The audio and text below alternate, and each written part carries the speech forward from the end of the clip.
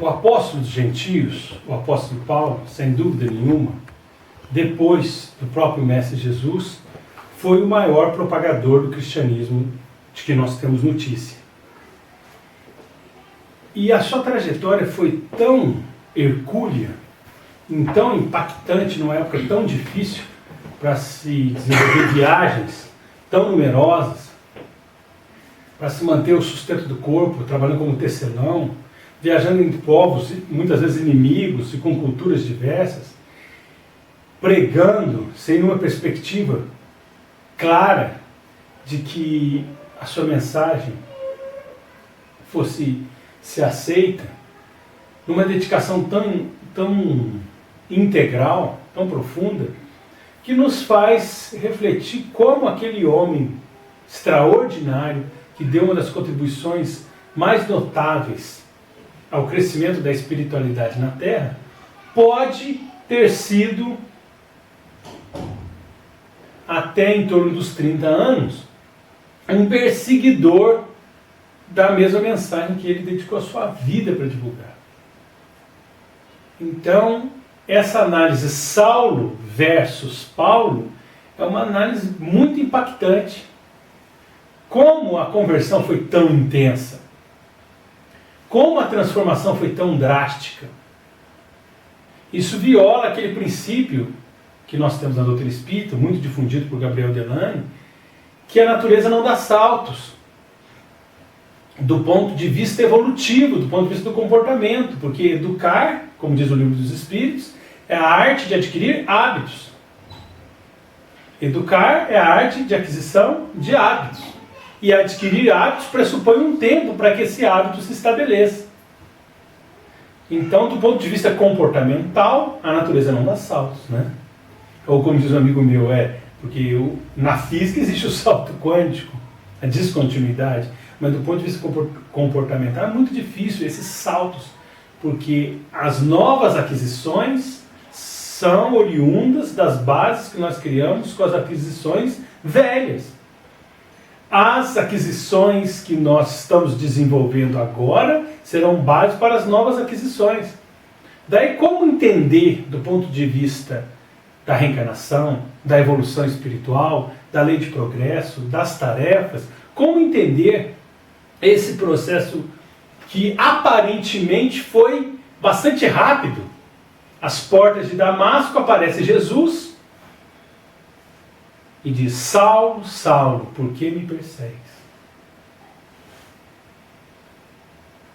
Impactado com aquele momento, com aquela luz, com aquela imagem, Saulo responde: Senhor, que queres que eu faça?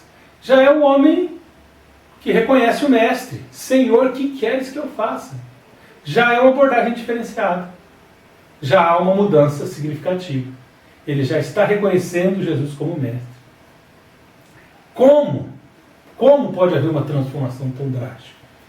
Então a gente lembra do livro de Hermínio Miranda, As Vidas de Fénelon, onde Hermínio Miranda faz uma discussão sobre individualidade e personalidade. Individualidade é o ser que eu sou, conjunto de todos os somatórios de experiências e aquisições intelectuais e morais, de todas as minhas experiências pregressas, no mundo físico e também no mundo espiritual.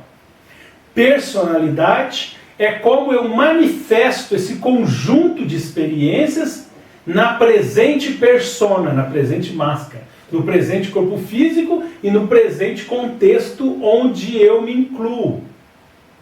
Porque eu, com toda essa bagagem, se eu estivesse inserido em outro contexto de vida, social, econômico, religioso, cultural, familiar, educacional, eu, a mesma pessoa, com a mesma bagagem, poderia ter um comportamento diferente. É aquilo que o pessoal chama da influência do meio, né? Aquilo que foi muito difundido, estudado e até pregado por pessoas naturalistas, realistas, positivistas, a hereditariedade, o meio e a educação. A influência do meio. Então, e essa influência é importante. Essa influência é decisiva, mas não é a única e não é a mais decisiva. Existe a bagagem das encarnações anteriores, existe a força de vontade do espírito, existe o ideal superior, existe uma série de parâmetros que não estão restritos a esses parâmetros puramente materiais. Então a pergunta continua: como Saulo e Paulo tiveram essa diferença que externamente para nós, através dos atos, parece tão drástica em se tratando do mesmo indivíduo, do mesmo espírito imortal? A individualidade e a personalidade. A personalidade sou eu nesse corpo, nesse contexto. A individualidade é o somatório de todas as experiências que eu tenho. O que ocorre é que o espírito não é um ponto. O espírito em evolução, por mais evoluído que ele seja, ele não é um ponto definido. Ele é uma realidade dinâmica. Uma realidade dinâmica do ponto de vista educacional, do ponto de vista comportamental, sentimental, emocional, intelectual, dinâmico. É uma obra em construção e não uma obra construída. Então, a cada instante, nós estamos modificando a nossa realidade existencial. Então, existe um certo dinamismo. E a influência do meio, a influência da educação é decisiva. Daí eu estou nesse corpo. Eu esqueço das memórias objetivas, pelo menos da maioria delas, das encarnações anteriores. Esqueço das memórias, dos fatos. Trago a predisposição. Mas estou submetido à educação, ao meio. Então essa persona vai adquirir determinadas peculiaridades, que em outro contexto poderiam ser outras. O mesmo espírito, a mesma individualidade, na mesma encarnação. Em outro lugar ele poderia agir de outra forma. Daí Jesus dizer que a gente tem que analisar o fruto para reconhecer a obra, mas tem que ter cuidado no julgamento, não aprofundar no julgamento. Analisar é uma coisa, julgar pressupõe condenação, pressupõe avaliar culpabilidades, nível de culpa, e aí nós somos muito frágeis para esse tipo de avaliação espiritual profunda, porque nós não sabemos do histórico espiritual nem dos agravantes. Então, Hermínio Miranda, no livro As Vidas de Fénelon, faz uma análise nessa linha, dizendo que a personalidade pode modificar muito os seus caminhos com base na chamada ilusão da matéria. Aquilo que Allan Kardec, no Livro dos Espíritos, na Codificação, chama a ilusão da matéria. A matéria restringe uma série de lembranças, de alertas, de fixações que podem estar muito lúcidas quando o intelecto lembra objetivamente delas. Mas a partir do momento que nós temos um esquecimento, se elas não estão enraizadas, já arraigadas no nosso campo emocional, no nosso coração, nós não vamos ter a força motriz para gerar o comportamento, a mudança do comportamento, a atitude de verdadeira religiosidade, de verdadeira espiritualidade. Então, a personalidade de Saulo de Tarso, a personalidade daquela encarnação, associada a algumas tendências negativas que, apesar de ser um espírito grandioso, ele trazia, alguns erros, algumas interpretações equivocadas, uma dificuldade de reconhecer um erro no ponto de vista, algumas características que ainda precisava trabalhar, e ele se torna Saulo de Tarso, o grande perseguidor do cristianismo. Porém, Jesus sabia dos valores daquele espírito. Tanto é que quando ele aparece para Ananias, ele diz: ele é para mim um vaso escolhido para levar a mensagem aos gentios. Isso não era por acaso.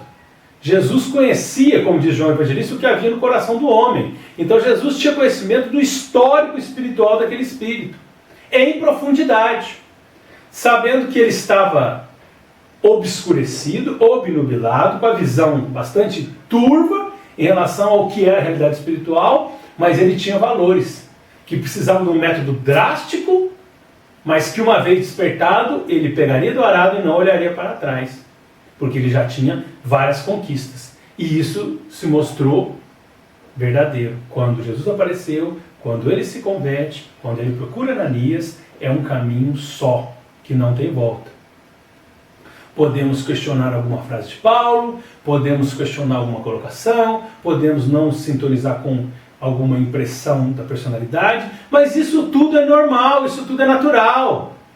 Infalível, pelo menos para os parâmetros nossos de espíritos terráqueos, digamos assim, só Jesus.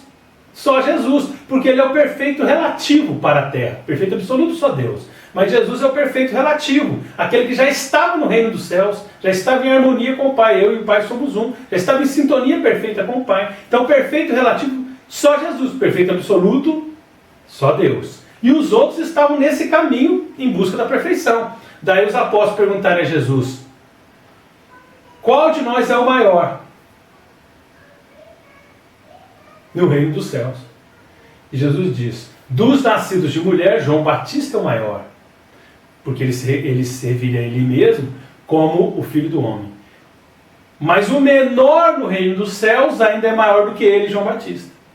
Mostrando que João Batista era o maior daqueles espíritos todos, maior inclusive que os próprios apóstolos, e ser precursor é muito mais difícil do que ser sucessor. Vir antes preparar o caminho de Jesus e preparar os discípulos, porque grande parte dos discípulos de João Batista se tornaram os apóstolos. Ele estava preparando educacionalmente, era um mestre para preparar a bagagem, para educar, para ajudar e encaminhar os seus melhores discípulos, os mais preparados para Jesus. E ele sabia disso. Vir antes é muito mais difícil. Ser o pioneiro, ser o precursor, você enfrenta batalhas muito mais difíceis. Ter uma referência para seguir é mais tranquilo. Então a tarefa de João Batista é uma tarefa gigantesca, muito difícil. Então faz sentido. João Batista era o maior, fora Jesus, mas ainda não estava na situação de perfeição relativa para a Terra. Então ainda não estava naquilo que nós poderíamos considerar o reino dos céus. Não estava nessa situação. Mas todos, tirando Jesus, obviamente, todos os espíritos estavam naquele processo de evolução. Mas todos esses espíritos já com uma bagagem muito grande. Daí Jesus dizer: eu não sou do mundo e vocês do mundo também não são. Apesar de vocês ainda não estarem no reino dos céus, vocês não são desse patamar médio, da evolução média do planeta. Vocês estão acima, bem acima disso. Então, por que permanece a pergunta? Saulo fez tudo aquilo que fez e depois teve aquela evolução tão drástica. É porque ele já tinha bagagem. E é porque esse ser em construção, esse espírito em construção, o que acontece? Ele pode errar. Ele ainda não está totalmente formado. Então ele é falível, ele não é infalível. Infalível para os parâmetros terráqueos, só Jesus. Só que Jesus enquanto indivíduo, não enquanto texto. Os textos não foram escritos por Jesus, e mesmo que tivessem sido escritos por Jesus, poderiam ter sido deturpados. Então a falibilidade não é a infalibilidade dos textos, é a infalibilidade dele enquanto espírito. O que significa que nós estamos no meio de um contexto de falibilidade. Alguns têm a água mais pura, alguns são os filtros mais elevados, médiums mais próximos de Jesus e de Deus, outros são um pouco mais distantes, e nós temos que separar o joio do trigo.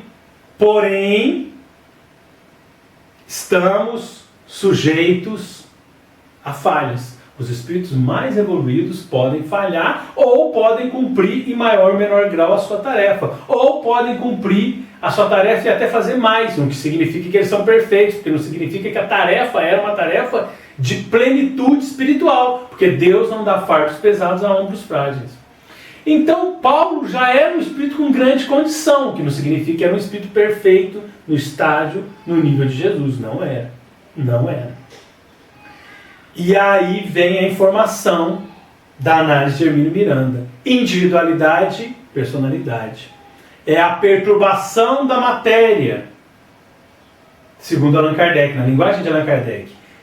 É a ilusão da matéria. É a ilusão. Buda afirmava que o mundo é uma ilusão, é um Maya, isso tudo é uma ilusão, é o mundo das sombras, é a lenda da caverna. Nós temos uma impressão da realidade, não temos a realidade propriamente dita. Lá no mundo espiritual é o mundo causal, aqui é o mundo da ilusão. Então o que acontece? A gente chega aqui, a nossa consciência é obstruída pela matéria, e para que a gente manifeste o homem velho através de uma ilusão da personalidade, não custa muito.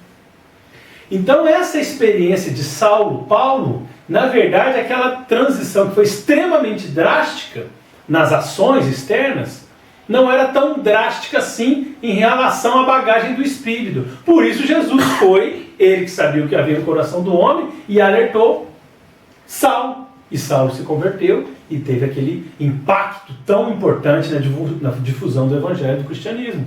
Por que ele não fez a mesma coisa com Pilatos? Pilatos perguntou o que é a verdade, ele silenciou. Por que ele não teve a mesma iniciativa com Herodes? Por que ele não conversou com a mesma abordagem com Caifás, com Anás?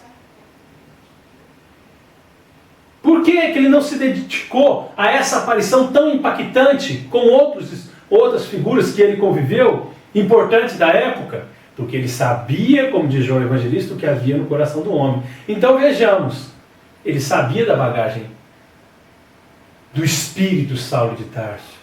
Ele sabia que ele tinha o Paulo de Tarso dentro daquele e precisava de um despertamento mais drástico, mas se ele desse esse despertamento, um acréscimo de misericórdia, ele teria condições de aproveitar a oportunidade e de fato aproveitou. Então, vejamos, isso serve de alerta para todos nós, cristãos e sobretudo cristãos espíritas. É um alerta muito grave, porque a reencarnação pode iludir, a obstrução da matéria pode enganar, inclusive os eleitos.